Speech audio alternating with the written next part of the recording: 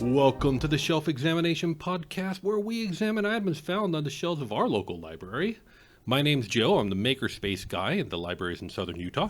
And I'm Sarah. I'm a reference librarian here at my particular branch of the library in southern Utah, as well as a geeky guru. Anybody who has a question about anime or anything comes to you. How you doing, Sarah? I'm hanging in there. How about you? Good. So this week, we've got a movie to review. Yeah, Pacific Rim by Guillermo del Toro. That's right. So we are well into the modern era. Yeah. We've gotten into digital effects and the whole nine yards. My question, though, is, and we've asked this before. Is it a kaiju movie? Is it a kaiju movie? Well, it definitely... They call them kaiju. They use the word kaiju. And kaiju, they are giant monsters. And each one does have a different style and type of attack, but are they personalities? Okay, I want to challenge that notion just a little bit, because to my eye, they were all just big ugly. Okay, there wasn't a whole lot different between all of the different kaijus. Like, okay, yes, once you got to see them, but they were all the same shade of gray. Mm-hmm. They were all the same texture. Mm-hmm. They might have had slightly different shapes. Like the axe head versus the they Raiju. all had kind of hammer-heady heads in some way. Like, from a certain angle, they all had more or less the same silhouette. They had some different attack styles, but I don't know if I would actually give them obvious personalities. Definitely no personalities, which we've discussed is like a key aspect to what we consider a kaiju. They kind of remind me of the alien from Aliens. Sure. They're a bio weapon. And they're a threat to be overcome, yes, not a character to be emoted with, yes, or anything like that. So in that sense, now we have to acknowledge that in America, the word kaiju would not be a part of our lexicon without this movie. It's true. This movie entered the word kaiju into American lexicon. It might just be known from, anime fans, but it made it into the popular lexicon. The weeaboos knew kaiju. Yeah, thanks a lot. But I'm insulted. I'm not talking about that from an outsider perspective, okay? But the rest of the public probably did not even consider the word kaiju before this movie. Not really, no. What is interesting unless you knew Godzilla or is things that like that, Jaeger has not entered the public lexicon. Not. Now, I don't know how else to use the word Jaeger.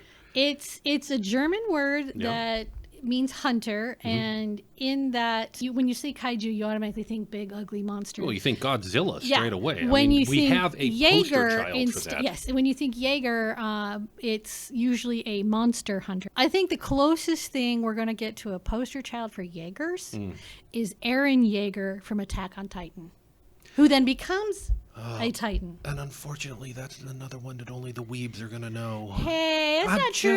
Saying. It was on Toonami. Excuse me. Yeah, I don't know. I feel like Attack on Titan is one that didn't quite breach the public consciousness until we get a Hollywood version of Attack on Titan. Actually, there is one. It was terrible. Do we really want that? Yeah. It was terrible. So let's talk about Pacific Rim. Okay. So, before we dive into the synopsis and talking about it step by step, I have to bring something up. Okay. But first of all, I want to give you your moment. Overall, what do you think of this movie? You can tell that Guillermo del Toro is an anime fan. Oh, yeah. And I'm not sad about this. No. And he makes no bones about it. I really liked it. I was entertained. Yes. It's unquestionably a aggressively entertaining movie. Yes. I mean, they didn't delve deep into the drama and the psyche. But okay. I want to challenge that a little bit because, there's something about this movie that on the first time that I watched it ruined my watching of it for the rest of the movie. And I'm going to mention it now so that it can hang over this entire review. And so if you don't want Pacific Rim ruined, I recommend you don't listen to another word that I say. This movie has a very clever story aspect to it. A lot of times we talk about the A story and the B story, and this movie very much has an A story and the B story. Yes. The A story is the cool stuff, the monster fights, the mecha and everything else. Right, which is just, when this movie kicks into A story, it is so cool. Yeah. And then we've got the B story, which is the human element. Yeah, the countdowns, this the people. movie ties both of them tie together them in with one element, the drift. Yes. Okay, the drift is an important part of this story. Oh yeah, you can't. There is no story without it. Exactly. And the drift is how two pilots share a brain. Or three. Well, 2 or more. did the 3 share? Yeah, Yep. we do have 2 or more in several places. Yep. So 2 or more people share a brain, meaning they're sharing consciousness and stuff like that. And if they are drift compatible, they fight better. And it is established that people can drift that aren't drift compatible, but they won't fight as well. Fight each other's consciousness. And so what we see in this movie is that when you see them fighting well, it is these two characters having a good relationship. They bound relationships and fighting with this incredible story point. Right. And I loved it. And it was almost intelligent enough to make you think that you were smart for watching this dumb movie. Here's the problem. In the third act, we get the general, Idris Elba's character. Oh, Idris Elba. And Idris Elba. We've got the Australian team, a father-son team of Jaeger pilots who are drift compatible. Because they're father-son and blah, blah, blah. Yeah. I'm not sure that I would be that drift compatible with my kids, but, maybe with their mother more. But the dad has been taken out of the fight. He's injured his arm. He's been injured, He can't go up and fight. And so what are they going to do? Well, the general steps up. And he says, I'm going to be your co-pilot. Because he used to be. He did used to be a co-pilot. But then the Australian kid goes, I don't see how we're going to be drift compatible. And he drops this line where he goes, well, I'm going to carry nothing into the drift. No ambition, no fear. And you, well, I got you figured out a while ago. You're easy. You just got daddy issues. So we'll drift just fine. And he goes, that works for me. That doesn't work for me. Because it takes an hour and a half worth of storytelling that has been we've had kung fu fights to figure out who's drift compatible with who, and we are throwing that all out the window with one line where he goes, I'll just bring nothing and you're an idiot. Is that all we needed to be drift compatible this whole time? We just need one member to be emotionally mature. This makes they're not drift compatible, and that's the point. Is they're trying to make you don't have to be drift compatible. You're just not going to be fabulous. That's why they're. And I mean, they didn't have to be too fabulous at that point. They were just going to drop a nuke. Yeah. But even so, it felt like they were just. They wanted to get the general in the cockpit, and so he just hand-waved away the explanation and was like, we'll drift good enough. I hated it. I kind of saw it as the act of desperation. They had no one else. Mind you, at this point in the movie, we have had, how many desperate fights have we had? Every single fight in this movie is the third act. We've got 2 Jaegers left, and period. End of story. No more. They're done. Yeah, it's definitely like the 11th hour of the 11th hour. Yeah, they've got 2 Jaegers left and only 3 pilots. Yeah, and we've already established quite early in the movie that you can't do it alone unless you fry your brain. Which, we'll undo in the next movie, but never mind. I didn't watch the next movie on purpose. You'll get there. I didn't want to. It's not bad. But just we'll not get good. But this moment turned my brain on in this movie where it is very important that you don't turn your brain on. And now, all of a sudden, when I watch this movie, I am nitpicking it to death. Aww. And we are going to go back to the beginning now. And feel better? No, I'm not done. I'm not done, unfortunately.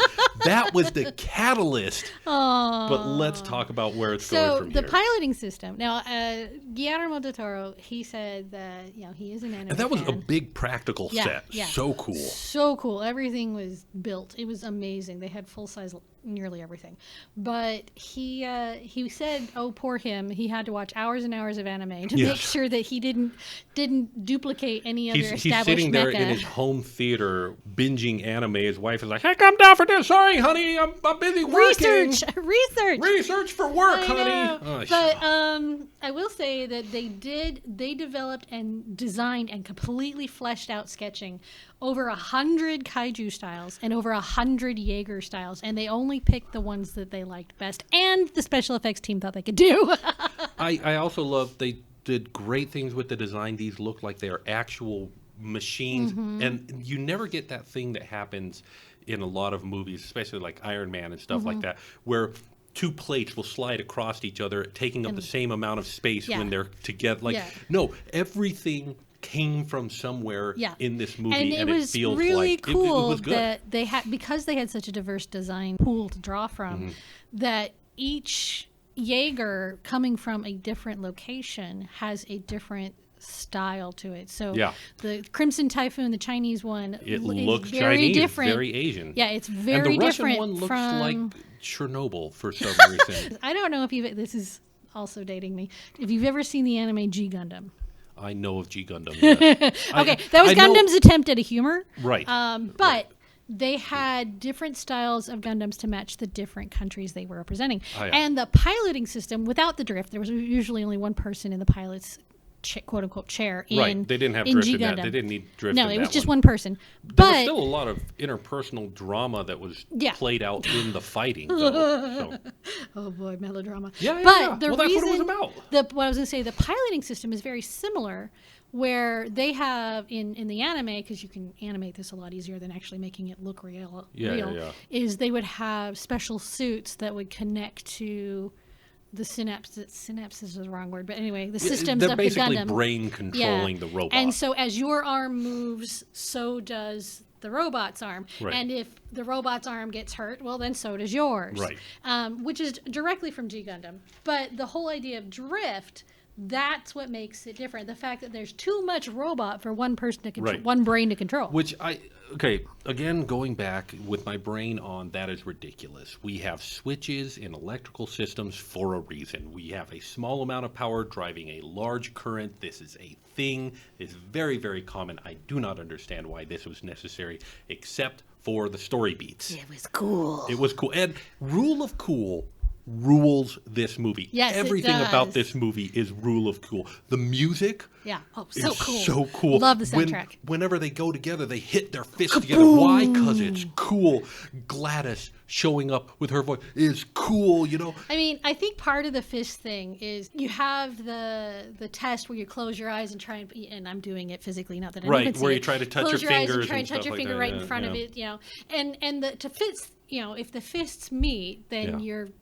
you're working properly. I get, you know what? That makes a lot of sense. That really does. But it's also It's just cool. And it hits Flex, with such man. a sound that's like clonk, clonk, clonk, clonk. This movie was sensory overload. Oh, I man. cannot imagine Saw if somebody. this movie in theaters. Yes. And it was just like the whole walls I'll bet were you trembling. when you were and- watching this movie, the people next to you were listening to this movie as well. It's not wrong. Also, when they're fighting and they're both moving at the same time, And totally cool. I Ron would've freaking Perlman. I know. Everything about this movie's cool. Well, and this is the fifth movie that Ron Perlman did with Guillermo del Toro. Okay. But I He's would cool in everything he I does, would though. He's Ron love to freaking Perlman. be.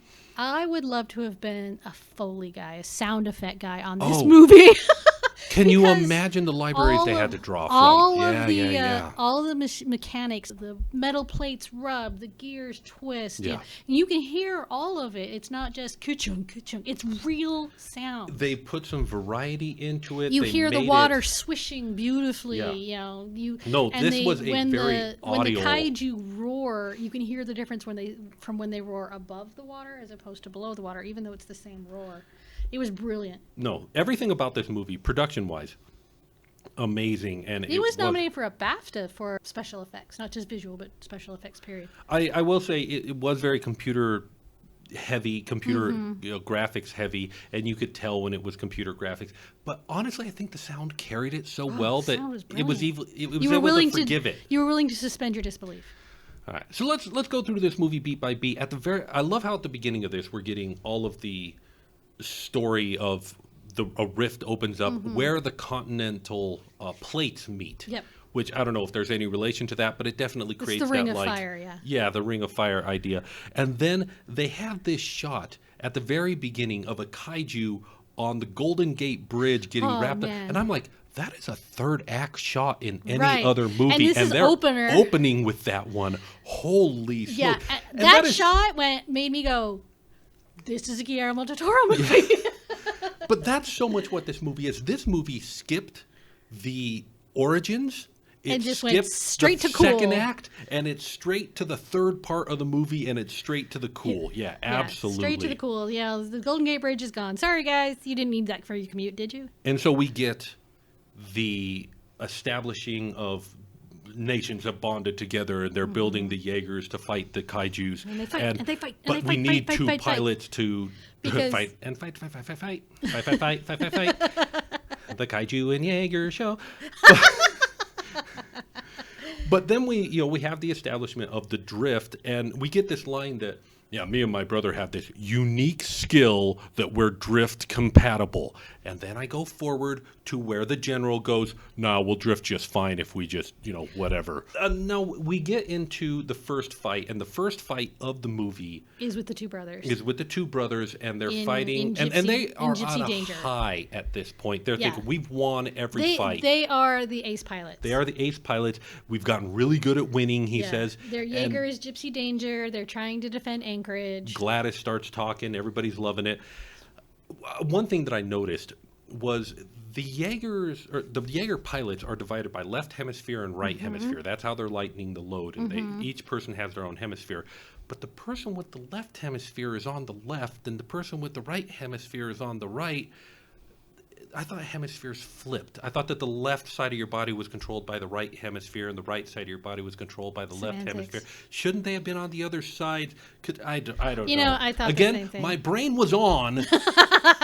on a movie that didn't require it. A movie that really didn't require it. So they have and the first fight in this movie, they lose. They do. It's the first time they massively lose. But he also saw his brother ripped out of the Jaeger. Yeah. And he was still felt drifting. His brother. He was still they were still drifting at the time. time. He felt the death. Yeah, he felt his brother die as if it was his own. And then he had to take control of it. So we get the tragic backstory here of the pretty boy. Yes, the whole nine Which, yards. let's establish, he's pretty boy in this movie. Oh, yeah. Okay? Heck yeah. So as far as kaiju movies go, we got the pretty boy. We got handsome gentleman. We got a handsome boy. So do we get pretty girl? And yes. So we get a little scene where he's building the wall. He's kind of rescinded from reality. They jump 5 years ahead, and they keep losing. So there's not a lot of Jaegers left. No one can afford to build more Jaegers. Right. So they decide to go with the defense wall, and they start around and of course we skip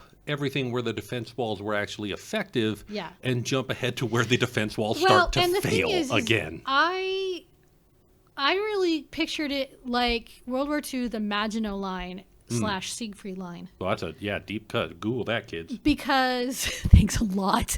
No, hey, listen. I wasn't taught this in school. I have a history nerd friend who gave me that information. I'm a history. One of my bachelor's degrees is in history. So, ta-da!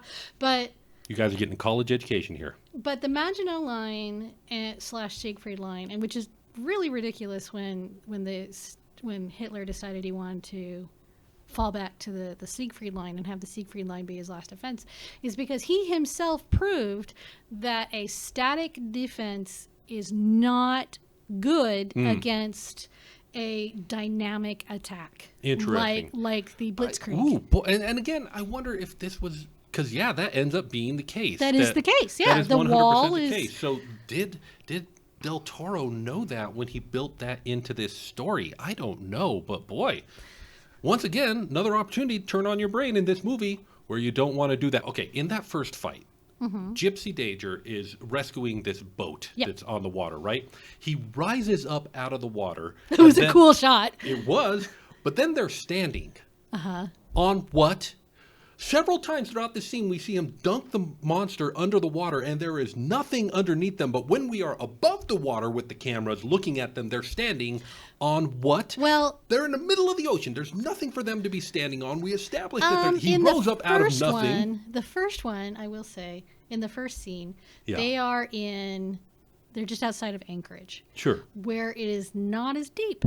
So, but it is faster to move through water at a horizontal position. So you think he was just torpedoing through the water and then stood up? They never did that later. I know they didn't. They didn't do that later? I know they didn't. I think there's some inconsistency there, but that's all right. In an action movie? In an action movie? Nah. All right. So that's the first one. When it happens later, I got nothing because they're over the Marianas Trench. I have no idea. Yeah. No, it's Maybe true. Maybe they have rocket blasters and it's keeping them afloat. Who knows? Maybe they're treading. Kaijus are treading as well. Super treading. I don't know, man. I want to dismiss this, but then when they dunked him under the water and they showed that there was nothing under him, I was like, can Jaegers walk on water? Maybe they're on the continental shelf? Not to jump ahead, but at the end of this movie, when Gypsy Danger dies, he's in a cross position with only one arm. But like, is Gypsy Danger Jesus? No! No, I'm not even going to finish that thought. That's bad. What? I didn't even connect that. What? No, that's just a position you naturally go into as you're going downward. Uh-huh. Yep. Mm-hmm. Back to the story. Yeah, I wrote the defense wall Maginot Line static doesn't work against a dynamic attack. So, and it didn't. No, it does not. We jump ahead to the walls failing, and we've got to go back to the Jaegers, but there's only a couple of them. And so he's brought back in. Yeah, he was working on the pilot. wall around Sydney. Yeah, and he was kind of at a low point. He was working like, if you don't work, you don't eat. Like Yeah, it was exactly. a very like scrappy economy and that's you would going think, on right now. You would think that because he had fought all these winning battles to begin with. Right. And Oh, and he was a celebrity. He was on TV. yeah, Everybody knew who he was. But nope, he doesn't matter. But he lost his brother and still managed to pilot the Jaeger by himself. You'd think he'd be out there getting war bonds and working for the USO or something, but no. Granted, he's got PTSD, but you could still use a person like that. The fact that he retreated from society, there was a line about, I found it hard to find you. I think that partially he was trying to hide and trying to get away from that stuff. And also they were trying to erase a look he lost. Yeah, but even so, you're right. He absolutely should have been tapped as a resource. And instead he was working on the wall because he could get nothing else. Yeah, which is I agree with you. I was it's like, wow, another problem here. It shows you how low we've fallen. So as he goes into the base, we are introduced to the pretty girl. Yes, the pretty girl. Who is, okay, I got to say, this woman is giving off Mary Elizabeth Winstead, like Asian Mary Elizabeth Winstead vibes. Gorgeous. Yeah, but she just has that same energy. Yeah. If you don't know Mary Elizabeth Winstead, she was on Scott Pilgrim. Yeah. She was the love interest on Scott Pilgrim. Yeah. I know her more from Sky High. Yep. I loved her in Sky High. But this actress, it was funny because Guillermo actually commented once because she's a tiny little Japanese gal, and she said by the end of the day when they would have these, marathon sessions in these Jaeger hookups, where they're the hot suits, where they're basically being suspended by cables and very whatnot. Uncomfortable cabling systems that the guys would be like, get me out of this, and she's like, no, I can do another shoot or two. I can do another take or two. She's got two things working on her. First of all, she's probably got half as many pounds weighing against her. She is a small person. Now, in this movie, when I first saw her, I was like, is that Mary Elizabeth Winstead in Asian makeup? No, she is. And I looked up this actress. In other things, she does not give off this vibe. So she's playing, actress. She's acting, and she's doing a good job. And honestly, I loved her as a character. Yeah, the character is like this eager puppy out to prove herself with the big dogs. I can do this. Just give me the chance. And but she's also being held back by the general, who's her father figure. Yeah, who's adopted her. Literal father figure. Yeah, because her family was killed by Kaiju in Tokyo when they demolished Tokyo. And we get to see a flashback of that later on, which is a great scene. Absolutely. Cool. She just wanted a chance to prove herself. And unfortunately, she gets paired up with Charlie, who just doesn't want to be there. We can't have them get together if they don't hate each other to begin with. It's the trope. Enemies to lovers. Enemies to lovers. Well, Except that no, Charlie was kind of like into having her he always thought she was cute. Really and was like, okay, I'm willing to give her a chance. It was really the general that was pushing against her more than anything. And I think he was being the protective dad. And then at the same time, we are introduced to the Nerd Patrol. Yes, who are coming to comic relief. Yeah, they're partially comic relief as well, but it's Charlie Day and Torchwood. I can't remember his, but I know him from Torchwood. And that's the whole time I was watching him, I was thinking, okay, that's Charlie, because Charlie Day can't not be Charlie Day. Right, even though he was Newt. Yeah, and then Torchwood, he's just so British, He was the Tweeds doctor. Yeah. You had the crazy doctor and the Tweed doctor. You could kind of tell they resented each other. Yeah, they're designed to be opposites for each other. But again, it's about that relationship of them coming together. And a lot of the themes that I came up with was there's overcoming the odds and the incompatible becoming compatible. Yeah. And then the old and the new becoming greater than their parts. That's what I wrote down as themes. Those are all, and absolutely, I agree with 100% of those. I will say, however, going back to the point that is bugging me about... You're never going to let it go. I'm not. The general and the Australian being able to drift together. They never once... We did see the general open up to Pretty Boy. To Charlie. To Charlie's character. Okay, we did see that happen. But not once did he open up to Australia Boy. And if they had taken that character development and done it to the Australian kid, then at that moment when he said, I think we're going to be able to drift, I would have believed it. But it came from nowhere. Absolutely nowhere. They missed an opportunity to build. We had a relationship with Pretty Boy and Pretty Girl growing and stuff like that. Because he believed in her. He wanted to give her a chance, which she appreciated. And they What's both have to even overcome their kaiju trauma. We didn't need to necessarily have Charlie's character bond with the general. Because, quite frankly, we got the love story over here. Let's take the Australian he's got a boy. bond with the general. He's going to be his father-in-law. No, except he's not going to be at the wedding. But we could have brought this Australian character, put him a little bit more in the forefront, and seen him develop as a character, and it would have made this moment where he says, "We can drift together," mean something. A little bit more. A lot. I think it would have saved. It would have saved the movie for me, but that's okay.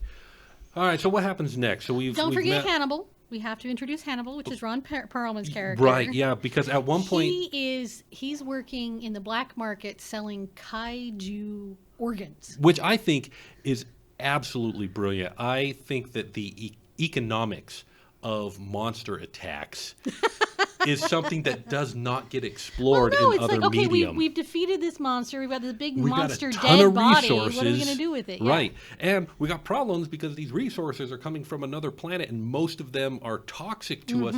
So it takes a huge undertaking. I don't know why this is black market. Honestly, I would think that this would be completely above the shelf. You'd file the paperwork to make the claim. If it landed on land that you owned or that you could have claim rights to, governments would be like, okay, fine, you got the right to clean it up, and people would be fighting over those rights. I love this aspect. And the reason why we get to it, though, is because Charlie Day's character wants to drift with a kaiju. Yes. He wants to drift with a kaiju. He wants to try and learn some information about them. How they work, and what's going on. And it works. He does do this with a kaiju brain that was dying, and he gets a little bit of information. He gets a little bit of information, but he needs another brain. And at this point, that's when they go find Hannibal. And this is in the middle of another fight. Something's happening, but he comes up and he says, hey, I did it. Or he doesn't so much come up as Torchwood finds him and says, okay, he did this stupid thing. And he's like, yeah, but I proved that it'll work.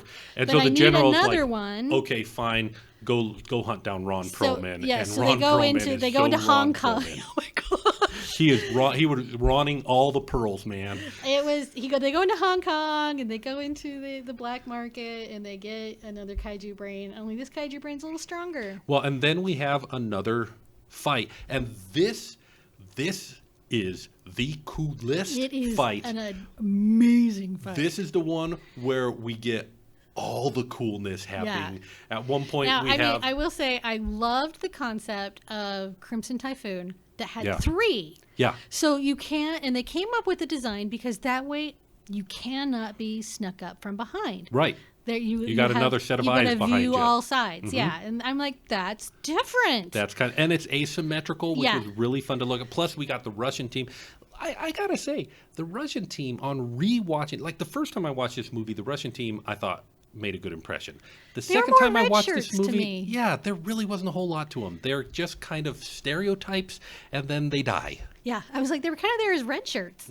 Exactly. But we get to see them fight, and that doesn't go well. And then the monster sets off an EMP. And it shuts down. I have notes on that. Okay, give it. Here, let's go. They're like, okay, because in the movie they say that Gypsy Danger is immune to the EMP because it's nuclear so it is analog. I'm like, why? That has absolutely nothing to do with each other. What? Yeah. And if you just watch all the systems they're running, half of them at least are digital. No, there is no analog in Gypsy Danger. I was like, what were they expecting this to be? Steampunk? Heck no. Yeah, I was like, nuclear is only if you're in the 1960s. Yeah, that was such a dumb. But yeah, I was like, blink, of course, blink, blink. At this point, we have already he doesn't want Pretty Girl to go in and fight. They actually did have a test point where we get to see into their minds, and it doesn't go well. And he's like, "You're grounded." She tries to fight. Has a flashback from when Tokyo was attacked. Chases the rabbit or whatever. She watches her family die from a kaiju and he attack. watches her family because they're die, drifting, so and he sees watches the general rescue her. Yeah.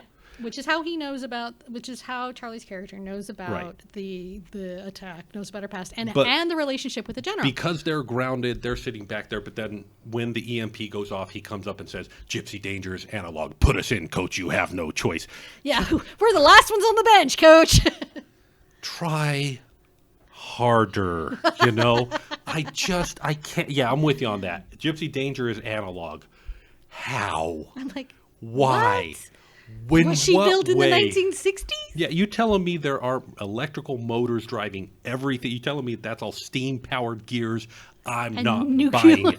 No. Yeah, I was like, yeah. Although, to be fair, in order to harvest power from nuclear, you do have to turn a turbine. So maybe it is all driven by gears. Well, I don't know. The electric base is, but the systems themselves are going to be digital. Yeah, they absolutely are. And all of those like cool heads-up displays around them, those are not analog. No, this is not going to work. Yeah, so I'm glad both of us were like, yeah, that was dumb. But again, a lot of cool, like, let's do this together and switching around. You know, the sword.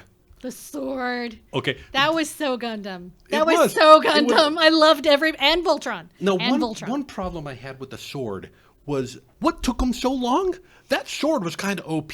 They should have pulled it out in fight number 1, but apparently it only shows up if an Asian girl hits the button.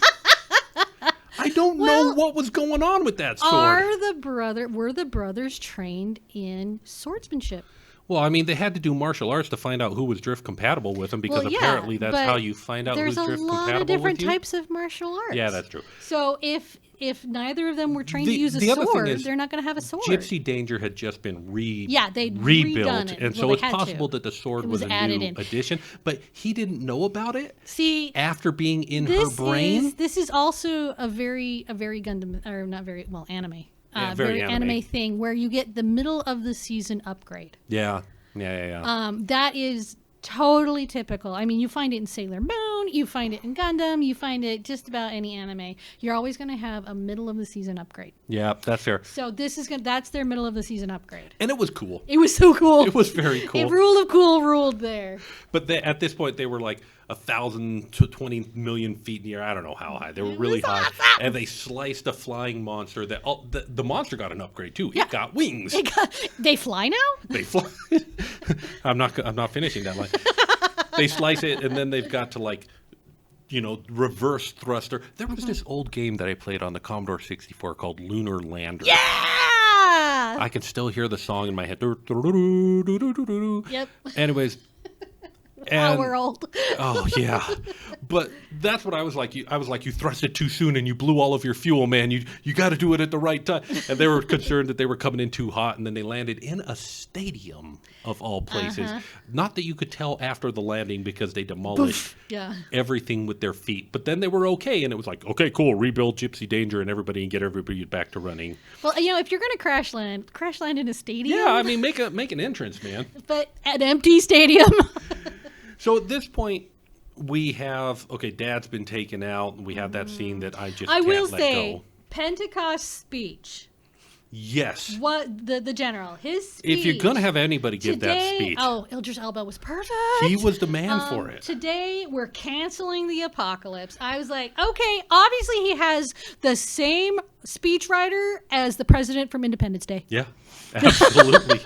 Absolutely. Or maybe he just watched Independence Day a couple of times. But yeah, no, that was go Idris Elba! That was definitely a moment in the movie that you can't help but feel. When the sword came out, I also was like, I don't know. You get hyped up. You're excited. The music hits a crescendo. Oh, it's perfect. It was perfect. It's absolutely emotional manipulation, and I fall for it every time. I loved it. It was pure entertainment. Completely entertainment. But now, at this point, he's got his brain, he does a drift, and at the same time, we're getting a double kaiju attack. Oh, don't forget. Yes. Don't forget. They had a kaiju that they tried to, capture, blah, blah, blah. And they find out that kaiju was pregnant. Oh, that's right. Yeah, we get a pregnant kaiju that eats. No. So they get the baby out because they want the brain because it's still active and it's young. Funny. And they thought it would be easier to drift with because it's all its neurons and whatever. And it comes out and it swallows. It's also alive. I mean, that's kind of important. It eats Ron Perlman. It just swallows him whole. Gulp. Yeah, before that scene, Ron Perlman is like sitting there taunting it and stuff like that. He's just in the way the whole time. The first he just time wants to I watched harvest this movie, all these organs. I was like, is he going to die? He's doing all the things that a dude who's going to die is doing. And then it ate him, and I'm like, yep, he died. And of course... And then you get the clip at the end. I was going to say, did you watch the very end? Yes. He's not dead. He manages to cut himself out of it. He cuts himself out. But nevertheless... And with his amazing steel-toed boots. That's right. The one of them was off, but the other one he was able to use. But then it was off because when he bit him, his boot came out. So we've got a double kaiju event. They're launching the kaijus at it. Meanwhile, the goofballs... They have figured out that... They drift with the kaiju brain, and they get some brilliant reconnaissance that lets them know that this isn't going to work. They find out that because they want to drop a nuke into the breach. Right, to close the breach. But the breach will only open if there's kaiju DNA near. Right. And they find out about the countdown. Right. And they also find out that the kaijus are manufactured, that there's actually an intelligence behind them, that they aren't just a random thing. Exactly. This is an invasion. I was like, okay, so they are the alien from Aliens. So we get the final fight. Fight. And we get, it's down and there's no visuals, and so they've got to fight in close quarters. And we've got the Australian boy and the general in one carrying a nuke. And then we've got Gypsy Danger that very conveniently is a nuke. Yeah. Right? And they're trying to clear the way and so that they can get the nuke to them. Gypsy Danger is the one acting to clear the way for the other to get in and... Right, but it ends up reversing. Yeah, they're fighting, but something happens to the other. Well, and Gypsy Danger ends up getting like half wrecked. Oh yeah, it gets wrecked. But at the same time, they realize, okay, if we set off our nuke and kill these two bad guys, then you can drop Gypsy Danger in and you'll have the nuke DNA him. you need. Yeah. And just wear one of the kaiju as a cloak, and it'll be fine. And it works. Reminded me of Men in Black's the Edgar suit. One thing that bugged me about this, the first time I watched it and this time, is when they decide to set off the nuke, they both kind of look at each other and they're like, well, it's been great, and they hit it and they die. Neither one of them. Like, the general should have been like, son, you're taking the escape pod, boop, and send him out. And then the general should have been like, okay, we got 2 seconds and the kaijus are coming in. Like, with the kaijus coming in as quickly and as close as he was, I could see the general having to die, but the kid didn't have to die. It's more dramatic this way. Yes, and it bugs me. It made me sad because, you got his dad watching. Yeah, because Gypsy Danger, both of them get out. We get a happy ending for the hero and the pretty girl. But we don't. I'm so mad that the Australian boy. First of all, he's already piloted solo. Yeah, he could have handled it. All they had to do was stand there and let off. He should have been like, "Son, you're going back to your dad." Boof, and send him back. Why did he have to die, but both of Gypsy Danger survive? Like, if the hero had died, it would have made me a lot less upset because I could see him being like, pretty girl's gotta live. And okay, he did do that, actually. He did do that, but then he got out himself when he was already on the other end of the rift. Yep. He got out and went up to the rift. Well, someone has to come back with reconnaissance. Yeah, boy, I don't know. It really kind of I was entertained. Okay, I have to admit, it was super entertaining. It was super fun. It's just, that last minute, price to pay bugged me. But as far as effects and monsters and things go, it was really well done. Cool factor, like I said, it was nominated for a BAFTA. It was nominated for a Hugo Award. Wow. Most people think that's just a book award, but they actually do long and short form movies. Yeah. Okay. And so it was nominated for dramatic long form movie. So, I was entertained. I liked the design. I can't deny it was entertaining. I just think that if you turn on your brain a little bit, I don't wanna. This movie does have some problems. Okay, so let's talk about rankings. Higher than Cloverfield. Higher than Cloverfield. That's fair. Although I put Cloverfield at the very, very bottom of my list. Yes, you did. Now, for those who are listening, I'm going to read both of our lists real fast. Mine is King Kong versus Godzilla. King Kong escapes Godzilla 1954. That's the original. Yes, it is number 5 on my list. Then Godzilla 1998, Zilla or Ferris Bueller's Godzilla. The Terror of Mechagodzilla, sitting there higher than I expected. Mothra versus Godzilla, I know why that's. Gamera, Gamera from 1955 is there, 95 is there, but he won't meet his friends for a little while because between them is Godzilla Raids Again, All Monsters Attack, Rodan, Gamera 2, Gamera 3 from 1950s, 90-somethings, and Cloverfield at the very, very, very bottom. Sarah, your list. Do you want to read it? I have top is King Kong from 1933, and then the original Godzilla, King Kong versus Godzilla, Mothra versus Godzilla, King Kong escapes because it amused me, The Terror of Mechagodzilla, Zilla, Godzilla 1998, Rodan, All Monsters Attack, Gamera from 1995, Godzilla Raids Again. And I never thought anything would be worse than Godzilla Raids Again, but there were! There was Gamera 2, Legion, Cloverfield, and Gamera 3, Revenge of Iris.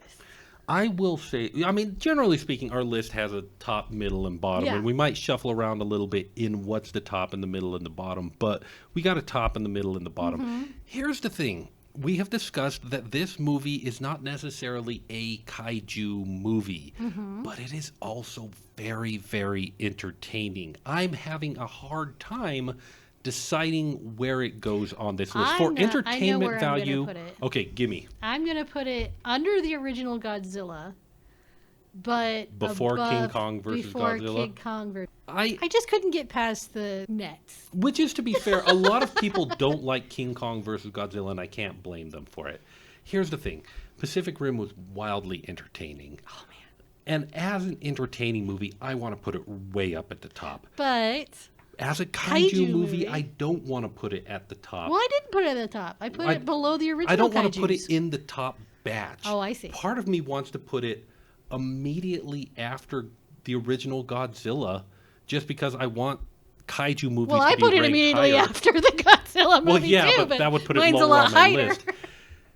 Part of me wants to punish it more and put it below the 1998. No, you know what? No, I can't. I'm going to put it. Yeah. We have talked about the rule of cool, and that's why Rodan does what it does. Yeah. And they have the cool moments and the neat effects, and we've talked about that. And this is nothing but cool moments and neat effects. I'm going to not put it above the original Godzilla because it's not a great kaiju movie. Yes, I agree. But I am going to put it above Matthew Broderick's Godzilla. Because Iguanazilla. Yeah, well, and you know what? I almost want to take an aside here, but we're running out of time. But I have been watching because it is in our collection. Yes, it is. The original Godzilla, the series. The cartoon? And boy, could we talk about this. Oh, man. There's a lot going on in that one. There's a lot going on, and it's good. It's surprisingly I would actually get up on my day off in college to watch that on Saturdays. Okay, we will discuss off mic what we want to do about this, because really it belongs in here, but do we want to put a whole series in here? Let's talk about this. Yeah. In the meanwhile, I think if you guys have an idea, if you want us to do it or not, just drop us a line. Drop us a line, let us know. But meanwhile, I think we're going to wrap it up here. So if you do enjoy our little conversations, we would love thumbs up. Yeah, we would love for you to engage with this podcast with all the likes and comments and leaving reviews and whatever you need to do. But that's it for this episode. My name is Joe. And I'm Sarah. And we invite you to do some shelf examination of your own at your local library. Thanks for listening.